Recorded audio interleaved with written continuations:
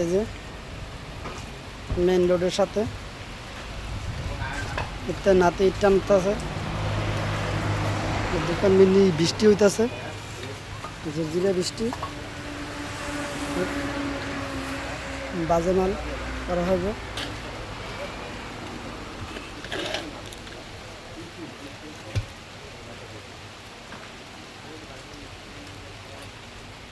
এই যে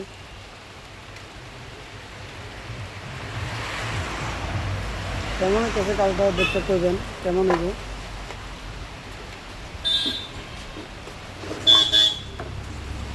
এটার সাথে এখানে একটা চায়ের দোকান আছে, এখানে একটা চায়ের দোকান, এখানে চা বড় ফেমাস, চাও মজা হয়, দূর দূর সবখান থেকে লোক আসে।